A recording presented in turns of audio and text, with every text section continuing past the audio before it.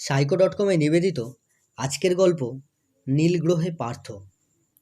এই গল্পটি নেওয়া হয়েছে মহাবিশ্বের রহস্য এই বইটি থেকে। বইটি প্রথম প্রকাশ পায় বইমেলা 2001, দ্বিতীয় প্রকাশ রথযাত্রা 2004 এবং তৃতীয় প্রকাশ ডিসেম্বর 2006 সালে। প্রকাশক শ্রী সুদীপ্ত ভট্টাচার্য, প্রচ্ছদ এবং অলঙ্করণে শ্রী দেবাশিস রায়। নীল গ্রহে পার্থ গল্পের লেখক সমীর ধর, গল্প পাঠে দীপঙ্কর দাস এবং রাজেশ মণ্ডল, এডিটিং ও সাউন্ড এফেক্টে রাজকুমার মণ্ডল। শুরু হচ্ছে আজকের গল্প নীল গ্রহে পার্থ। ভূত টুতে বিশ্বাস করে না পার্থ। বিজ্ঞানের যুগে ওসব বানানো কল্পকথা, যত সব বুজরুগি, শুধু শুধু মানুষকে ভয় দেখানো। পার্থ সেসব ভয় একেবারেই নেই। চিলেকোঠার ঘরখানায় এখন একা পার্থ। মুখোমুখি মস্ত ঝাউবাগানের 8 মাইল দূরে চার্চ থেকে ভেসে আসছিল 12টা বাজার ঘণ্টা। ব্রিটিশ আমলের সেকেলের ঘড়ি। এ তল্লাটে সবাই বলে ভূত ঘড়ি। দিনে তার গলার দিয়ে স্বর বেরোয় না, যত দৌড়াত্ম রাত বাড়তে থাকলে। পার্থ সেই ঘড়িটার সামনে দিনে দুপুরে অনেকবার দাঁড়িয়ে থেকে দেখেছে, কোনো ভূত ট্রুতের ছায়া পোচ্ছায়া দেখেনি। মরচে পড়া ফ্রেমের ভেতরে বাসা বেঁধেছে একজোড়া প্যাঁচা। পার্থ জুলুজুলু চোখের প্রাণী দুটোকে দেখেই বরং খানিকটা ভড়কে গেছে।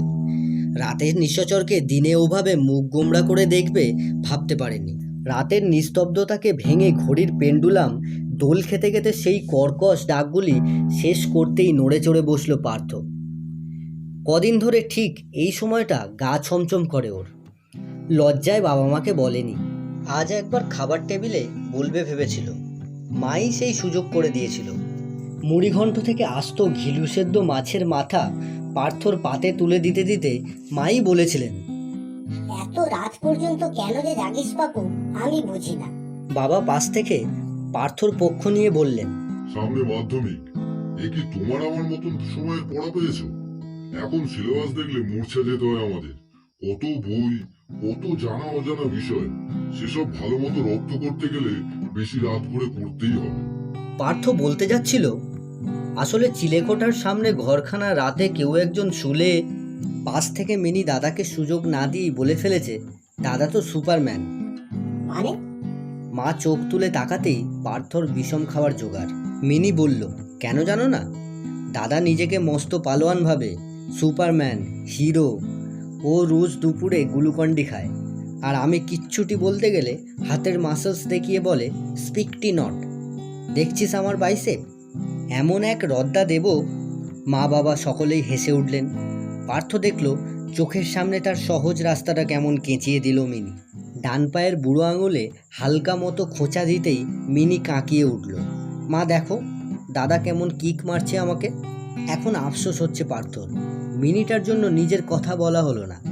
বিরক্ত বিরক্ত ভাবখানা বজায় রাখার জন্যই ও একবারও মাকে বলতে পারল না, আমার কিন্তু রাতে চিলেকোঠার ঘরখানায় থাকতে ভীষণ ভয় করে।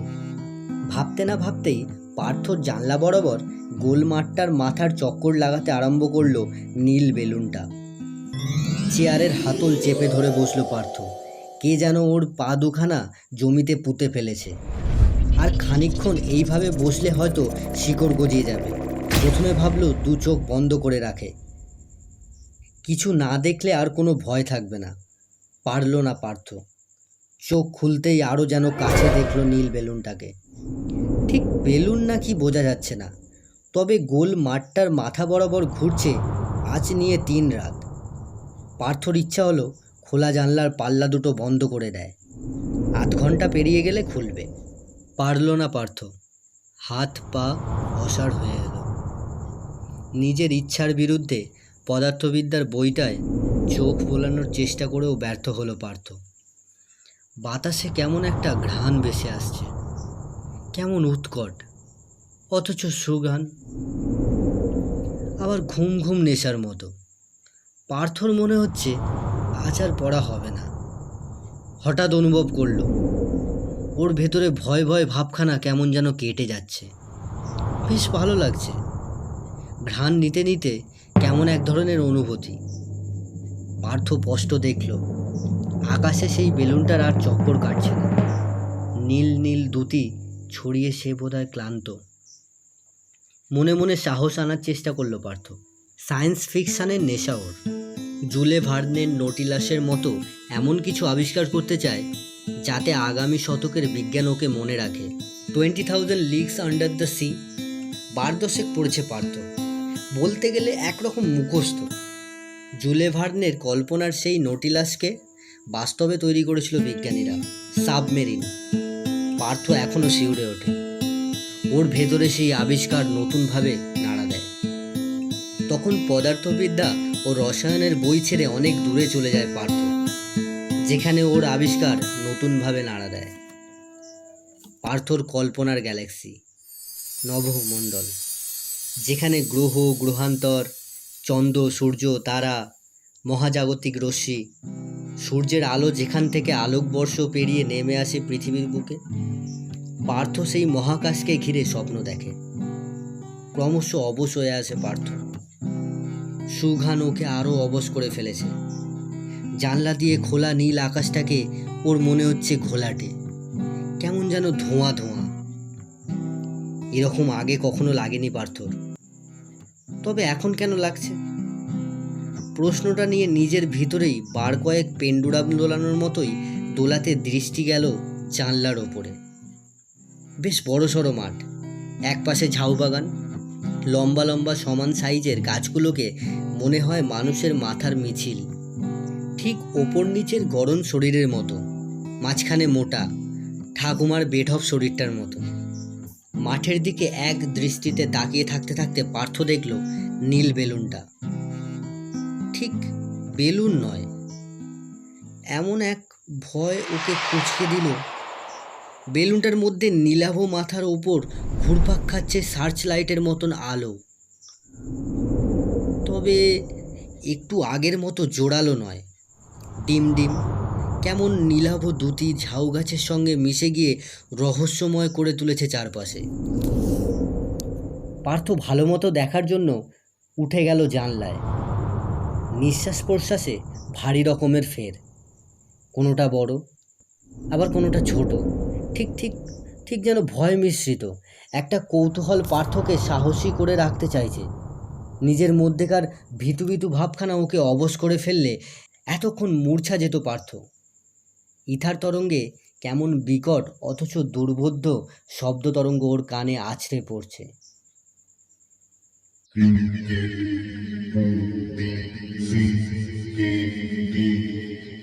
অদ্ভুত এক সংকেত বার্তা। পার্থ বুঝতে পারে না। মাঠটার মাঝে নীল বেলুনটাকে এবার স্পষ্ট চিনেছে পার্থ। সে বেলুন নয়, কোনো মহাকাশযান। আর তাতেই ওর ভেতর থেকে নেশাটা উগড়ে আসছে। ইউএফও। বিস্ময়ে কয়েকটি শব্দ বেরোলো পার্থর মুখ থেকে। জানলার গারদ ধরে তখনও সামনে দেখে চলেছে পার্থ। ভিনগ্রহের কোনো মহাকাশযানকে নিজের চোখে দেখতে পাবে বলে স্বপ্নেও ভাবেনি। এমন এক সময় দাঁড়িয়ে থেকে মনে হলো পার্থ কি ঘুমুচ্ছে? না হলে এমন সব বিভিন্ন গ্রহযানের কাণ্ডকারখানা চোখের সামনে ঘটবে কেমন করে? চিমটি কাটল হাতে। না, স্পষ্ট অনুভূতি পার্থর, ঘুমোয়নি, জেগে আছে। তবে এইসব কি ঘটে চলেছে ওর চোখের সামনে? পার্থর পরিষ্কার মনে হলো এ সেই আনআইডেন্টিফাইড ফ্লাইং অবজেক্ট, যা এতদিন শুনে এসেছে তা এবার চোখের সামনেই। তাহলে মাথার ওপরে অন্তত মহাকাশ মণ্ডলে অন্য অনেক গ্রহ গ্রহান্তর আছে, আছে প্রাণের অস্তিত্ব। তারাও তাই পৃথিবীর বুকে নেমে এসেছে প্রাণের সন্ধানে। ভয় লাগলেও কে যেন সাহস সঞ্চয় করছে পার্থর মধ্যে। এখন আর মনে পড়ছে না পরীক্ষার পড়া। আবার সেই ইথার তরঙ্গ।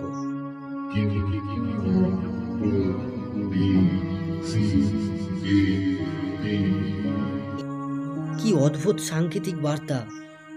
পার্থ হঠাৎ অনুভব করলো ঘরের মধ্যে কোনো কিছুর আকস্মিক স্থান বদল। চমকে তাকিয়ে দেখতেই চোখে পড়ল দেওয়ালের ঝোলানো রূপোর ঈগল পাখিটা হঠাৎ ঝুপ করে পড়ল। পার্থ ঝুঁকে পড়ে সেটা কুড়িয়ে নিতেই মনে হলো প্রচণ্ড শক। ছিটকে পড়ল টেবিলের ওপাশে। ভালো মতো বুঝে ওঠার আগেই দেখলো ঈগল পাখিটা আবার দেওয়ালে। তবে কি কোনো ম্যাগনেটিক শক্তি, চুম্বকের মতো কোনো আকর্ষণ না থাকলে এইভাবে দেওয়াল থেকে পড়বে কেন? পড়লই যদি, আবার দেওয়ালেই বা যায় কী করে? রূপোর ঈগল পাখিটা কি তবে প্রাণ পেয়েছে? না হলে হঠাৎ করে এই ছোট্ট ঘরে তার এই কাণ্ড কারখানা কেন? পার্থ ঠিকমতো উঠে বসার আগেই ভীষণ অস্বস্তি শুরু হলো ওর। মনে হলো খুব বমি পাচ্ছে। চোখ দুটো নিয়ে চারিদিকে তাকানো যাচ্ছে না। সারা ঘরময় নীল বেগুনি রশ্মিমালা। মনে মনে ভাববার চেষ্টা করলো, এগুলি কি তবে আল্ট্রাভায়োলেট রে? হাতের কাছে কাউকেই পেল না, বরং দু চোখ অবশ হয়ে বন্ধ হতে হতে দেখল নীল নীল সব ছায়ামূর্তি চলাফেরা করছে ঘরময়। একটা নয়, দুটো নয়, চারজন। তাদের অদ্ভুত চেহারা দেখে মনে হচ্ছে হাওয়ায় ভাসছে। ভেতরবার স্বচ্ছ, মুখ চোখ ঠিকমতো ঠাওর হয় না, চেনার উপায় নেই।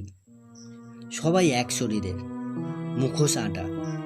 তাদের মধ্যে ভেসে আসছিল ইথার তরঙ্গ।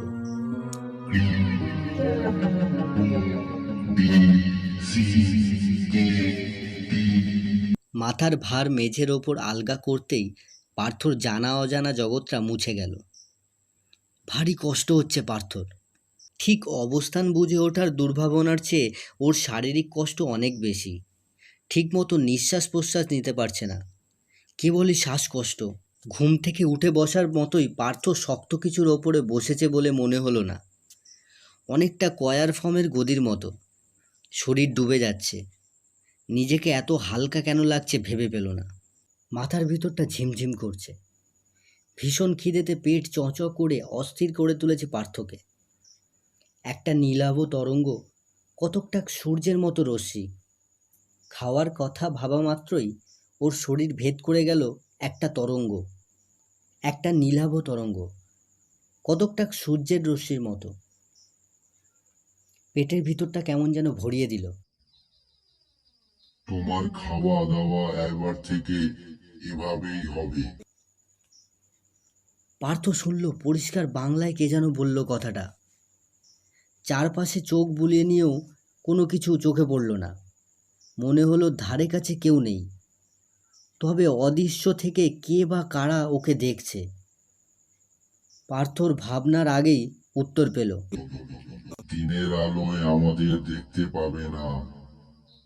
তোমার পাশে যে নীল চশমা রাখা আছে সেটা পড়লেই টের পাবে আমাদের, চিনতে পারবে তোমার অবস্থান। পার্থ চট করে ডান হাতে চশমাটা চোখে তুলে নিতেই দেখল নীল গ্রহ। চারিদিকে নীল, গাঢ় নীল, কোথাও বা হালকা অতি বেগুনি। অসংখ্য প্রাণী, সব নীল ছায়ার মতো। কোনো দিকে খোলা প্রকৃতি চোখে পড়ছে না। বাইনোকুলারের মতো ওর চোখের দৃষ্টি ক্রমশ প্রসারিত হলো। মনে হচ্ছে দ্রুত ছুটে চলেছে পার্থ। কোথায় যাচ্ছে বোঝা যাচ্ছে না। চারিদিকে নীলের হাতছানি। কেমন সব গাড়ি লম্বা সাপের মতো ছুটে চলেছে এঁকে বেঁকে। গ্রহগুলো মনে হচ্ছে অদূরে রাখা কোনো ভ্যাপারের মতো অসংখ্য। পার্থর মনে হলো এমন কোনো জায়গায় এখন ও আছে যেখান থেকে মহাকাশ খুব কাছে, নইলে তারাদের এত বিরাট আকার মনে হবে কেন? ঠিকই ধরেছ, আমরা পৃথিবী থেকে 9 কোটি মাইল দূরে। এটাকে তোমাদের ভাষায় নীল গ্রহ বলবে। 9 কোটি মাইল! পার্থ বিস্ময়ে উচ্চারণ করল। তাহলে এখান থেকে সূর্যের দূরত্ব খুব বেশি নয়? মাত্র 33 লক্ষ মাইল দূরে। তবুও তুমি সূর্যের তেজ অনুভব করতে পারবে না। কেন? তাহলে বেঁচে আছি কিভাবে আমরা? সূর্যের তেজের এত কাছে থাকলে কি পুড়ে ছাই হয়ে যেতাম না আমরা? হয়তো। তবে আমাদের গ্রহে সূর্যের 7 রং প্রবেশ করে না। সবটাই শুষে নিয়ে পড়ে থাকে নীল রং। তাকে আমরা আল্ট্রাভায়োলেট রে, অতি বেগুনি রশ্মি দিয়ে নিস্তেজ করি। তাহলে কি এখানে আলো নেই? আছে, সবই নীল আলো। তাই তো এই গ্রহ নীল গ্রহ। আমরা নীলের মধ্যেই বেঁচে আছি। তুমিও আমাদেরই একজন। পার্থ চমকে উঠল। তাহলে সত্যিই পৃথিবী থেকে 9 কোটি মাইল চলে এসেছে। মনটা মুহূর্তেই খারাপ হয়ে গেল, বাবা মা ঠাকুমার জন্য। মিনির মুখখানা ভেবে কান্না পেয়ে গেল পার্থর। মনে মনে ভাবল, বাবা কত আশা করেছিল পার্থ স্কুল ফাইনালে দারুণ রেজাল্ট করবে, ন্যাশনাল স্কলার পাবে। সেসব এখন দূর অস্ত। সে কি আর কখনো ফিরে আসবে পৃথিবীতে? প্রশ্নটা কেউ যেন মনের ভিতর থেকে পড়ে ফেলল। পার্থ নীল চশমা খুলে চোখের জল মুছতে গিয়ে দেখল তার গতিশূন্য অবস্থান। কেউ যেন অদৃশ্য থেকে হাসছে, বিকট সেই হাসি। কোনোদিনও এমন স্বরে কাউকে হাসতে দেখেনি পার্থ, শোনেওনি। কোথা দিয়ে দিনরাত্রি হয় পার্থর অজানা। সারাক্ষণ নীল আলোয় ভরা এক মোহমণ্ডল। এর বাইরে কোনো কিছুই ঠাওর করতে পারেনি। চাঁদ সূর্য সব নীল, অস্পষ্ট নীলাভ রূপ। ঠিক উইম্বলডন টেনিসে মেয়েদের চ্যাম্পিয়নশিপ ট্রফির মতো গোল গোল থালার সাইজে দুটো বড় আকারের গ্রহ। হয়তো ও দুটোই চাঁদ সূর্য। তোমার ধারণা ঠিক। চাঁদ আর সূর্যের কোনো রং নেই, তাই সব এক মনে হচ্ছে। পার্থ ভেবে পাচ্ছে না ওর মনের ভাবনাকে ওরা কিভাবে আগে থেকেই টের পেয়ে যাচ্ছে। তোমার গলায় একটা ম্যাগনেট বসানো আছে। আমরা তার সঙ্গে রিমোট কন্ট্রোল যোগ করে রেখেছি, তাই সব বুঝতে পারছি।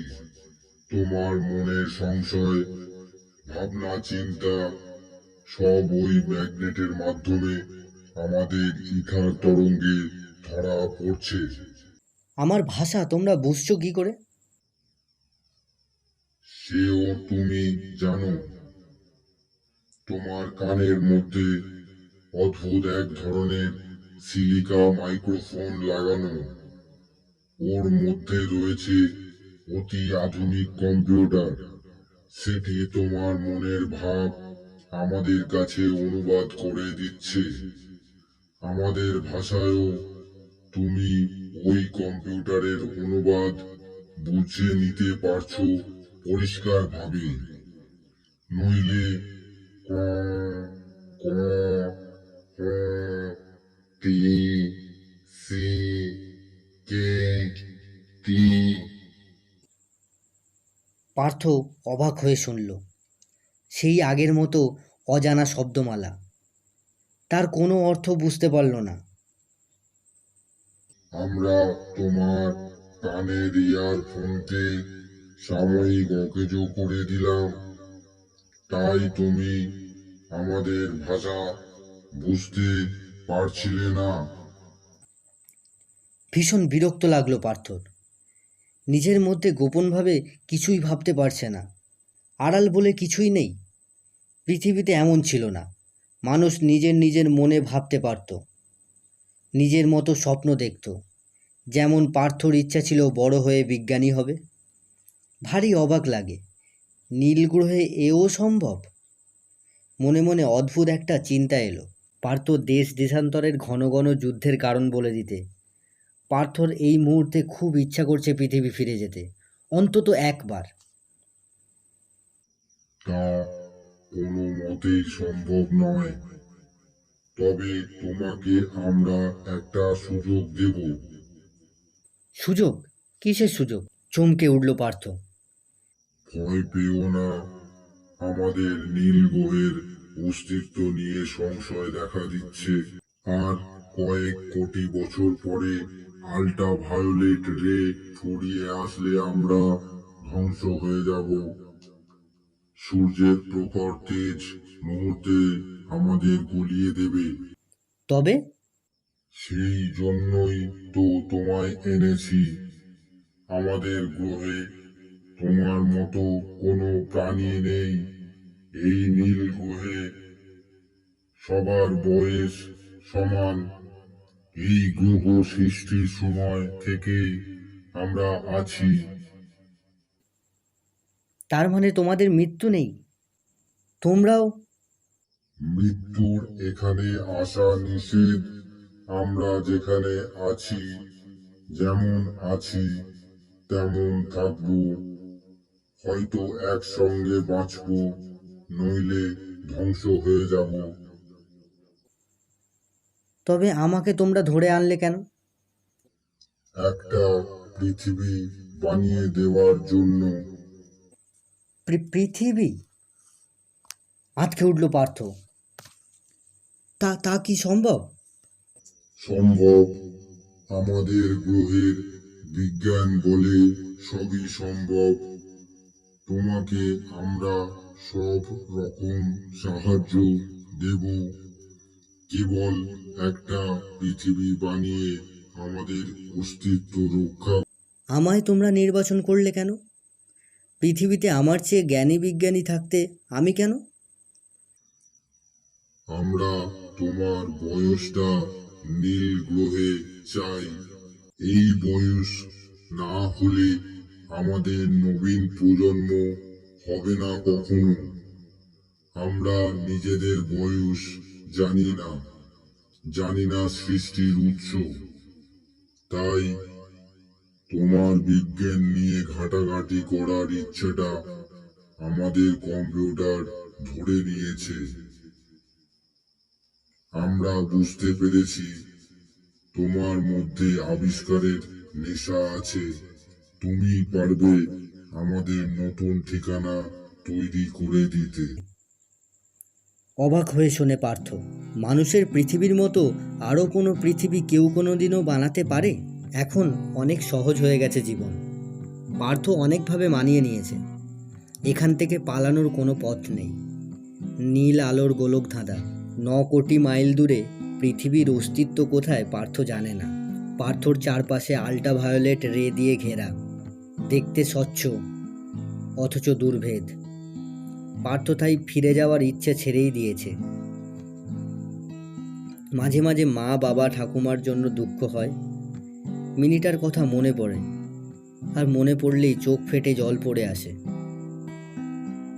তবুও কেউ ওর দুঃখ বোঝে না। ক্রমশ নিজের ভেতরের চাপা দুঃখ একটা জেদের জন্ম দিচ্ছে পার্থর। হাওয়ায় ভেসে থাকা জীবন, যেন এই গ্রহের ভর অনেক কম। যেমন চাঁদে। অল্ড্রিন যখন প্রথম চাঁদে যান, তখনই কি নীল গ্রহের অস্তিত্ব ছিল? ভেবে পেল না পার্থ। মানুষজন কাউকেই চেনা যায় না। কি অদ্ভুত প্রাণী! সারা শরীর নীল পোশাকে মোড়া, নাক, চোখ, মুখ চিনে নেবার কোনো উপায় নেই। ওরা খুব বেশি শোরগোল পছন্দ করে না। সবাই নিজের মতন কাজ করে। কি কাজ করে পার্থ বুঝে উঠতে পারে না। পার্থ এই সময়ের মধ্যে বুঝে গেছে নীল গ্রহের বিজ্ঞান পৃথিবীর চেয়ে অনেক এগিয়ে। এখানে প্রতিটি গাড়ি ঘোড়া রকেটের গতি নির্দিষ্ট। প্রতি সেকেন্ড 1,86,000 মাইল, আলোর গতিবেগের সমান। এর কম বা বেশি নয়। তাই মুহূর্তের মধ্যেই তারা পৌঁছে যায় এক জায়গা থেকে অন্য জায়গায়। বোঝা যায় না এই অবস্থান পরিবর্তন। পৃথিবী থেকে 9 কোটি মাইল পাড়ি দিতে কত সময় লেগেছে জানে না পার্থ, তবে খুব বেশি নয়। পার্থ পদার্থবিদ্যায় পড়েছে সূর্যের আলো প্রায় কয়েক মিনিটের মধ্যেই প্রায় 9.5 কোটি মাইল পাড়ি দিয়ে পৃথিবীতে পৌঁছায়। এরা সেই গতিবেগেই চলে। পার্থর জীবনধারণ এখানে অদ্ভুত। খিদে বলে কিছু ভাবলেই জ্বালানির ভরার মতন ওর পেট ভরিয়ে দিচ্ছে নীল রশ্মি। পরক্ষণেই সব খাবার লোভ শেষ। এই কয়েকদিনে মায়ের হাতের মুড়িঘণ্ট খাবার কথা ভাববার সুযোগ পায়নি। খিদে নিয়ে কোনো দুর্ভাবনাই নেই। কোনো কিছুর চাহিদা মনে আসা মাত্রই তা পূরণ হচ্ছে। পার্থ জানে না এখন কোন মাস, কোন দিন। সকালে সূর্য ওঠা কিংবা সন্ধেতে পশ্চিম আকাশে ডুবে যাওয়া কিছুই চোখে পড়ে না। পার্থর কেবলই মনে হয় সময় ঠিক এই নীল গ্রহের জন্যই থেমে আছে। কথাটা শুনে চমকে উঠল পার্থ। সেই অদৃশ্য শব্দযন্ত্র, যেন কোনো কম্পিউটার ওর সব উত্তর দিচ্ছে। হ্যাঁ, তোমার জন্য আমাকে সারাক্ষণ রাখা হয়েছে প্রহরায়।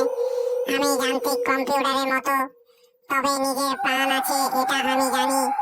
তোমাদের পৃথিবীর রোবট বা কম্পিউটার এটা কোনোদিনও অনুভব করে না। তারা প্রাণহীন জড় পদার্থ মাত্র। পার্থ সাহসের সঙ্গে প্রশ্ন করে, এই নীল গ্রহের জীবন এত অন্যরকম কেন? তোমরা পৃথিবীর মানুষের মতো ঘুমাও না? তোমাদের কোনো বিনোদন নেই? সিনেমা, থিয়েটার, টিভি কত কি? তোমাদের গ্রহে কোনো খেলাধুলা হয় না? না, আমরা সবাই কাজ করি নিজেদের বাঁচিয়ে রাখার জন্য। আমাদের অস্তিত্ব সংকট নিয়ে আমরা সবাই ভাসছি নিজের মতো। তোমাদের পৃথিবীর মানুষেরা তা কিন্তু কোনোদিনও ভাববে না বলেই ওরা সামান্য কারণে যুদ্ধ করে, যে সে যুদ্ধ নয়, পারমাণবিক। জাপানে অ্যাটম বম যেদিন পড়ল সেদিন আমাদের কম্পিউটার স্ক্রিনে তোমাদের ধ্বংসের বার্তা পেয়েছি। তুমি হয়তো জানো না, তোমাদের পৃথিবী একদিন শেষ হয়ে যাবে। নিজেদের সঙ্গে লড়াই করতে করতে মানুষের সৃষ্টি মানুষই শেষ করে দেবে। পার্থ অবাক বিস্ময় শোনে। মানুষের পৃথিবীর সবচেয়ে সত্য কথাগুলো ওরা কি করে জেনে গেল? আমরা সব জানতে পারি বলেই আমাদের ভয়ানক বিপদের সমাধান খুঁজতে ব্যস্ত আমরা। নতুন একটা গ্রহ চাই, বাঁচার ঠিকানা চাই, তোমার মতন নতুন যুগের মানুষ, নতুন প্রজন্ম। আমরা তাদের নতুন ভাবে গড়ব। তাই তো তোমার নিয়ে এসেছি। আমাদের মুক্তির আলো তুমিই দেখাবে। এবার তোমার বিশ্রাম, কাল থেকে শুরু হবে তোমার মহাকাজ। পার্থ প্রশ্ন করে, মহাকাজ? হ্যাঁ, আর দেরি নয়। আমরা কাল থেকেই তোমায় নিয়ে শুরু করব নতুন গ্রহ সৃষ্টির কাজ। তার মানে আরও একটা পৃথিবী তোমরা বানাতে চাও? চাই বই কি, নইলে এই আয়োজন যে বৃথা যায়। পরের দিন যথারীতি কাজ শুরু হলো। পার্থ তাকিয়ে দেখে চারিদিকে নীল ঢেউ, নীল জল, কোনো স্থলভাগের নিশানা নেই। যে মহাকাশ জানে ওরা রয়েছে তার নিচে শুধু জল, অথই জল। পার্থকে বলা হলো, এই পৃথিবী সৃষ্টির আদি ঠিকানা। তারপর পার্থ নিজেই গড়গড় করে সব বলে যেতে থাকে। পৃথিবী সৃষ্টির আদিতেও পৃথিবীর জায়গা ছিল শুধু নীল জলরাশি, যার কোনো ঠিকানা ছিল না। সেই নীল জলরাশিতে একদিন সূর্যের একটি কণা ছিটকে পড়ে। তারপর বহু কোটি বছর ধরে সেই কণাটি ঠান্ডা হয়েছে জলের সংস্পর্শে। তারপর পৃথিবীর স্থলভাগ। তারপর কেটে গেছে কয়েকশো হাজার কোটি বছর। কোনো এক সময় সূর্যের রশ্মি থেকে তৈরি হয়েছে ক্লোরোফিল, উদ্ভিদ প্রকৃতি। প্রাণের অস্তিত্ব আসে তারপর প্রোটোপ্লাজমের মধ্যে দিয়ে, তারপরে অ্যামিবা জাতীয় প্রাণী। এইভাবে উন্মেষ পৃথিবীর। বাহ, ঠিক বলেছ। আমরা জানতাম তুমি পারবে। নাও তৈরি হও, আমরা তোমায় সব দিচ্ছি। তুমি তোমার মতো গড়ে নাও আমাদের নতুন ঠিকানা। পার্থ দেখে বেশ তফাতে ভেসে থাকতে থাকতে মহাকাশযান স্থির হয়ে রইল। তখনই ধাঁধিয়ে গেল চোখ। ভয়ে দু চোখ বন্ধ করার আগেই শুনলাম, আমরা কৃত্রিমভাবে সূর্যে বিস্ফোরণ ঘটালাম। এইবার একটা টুকরো এসে জলের ওপর আছড়ে পড়বে। ওই দেখো।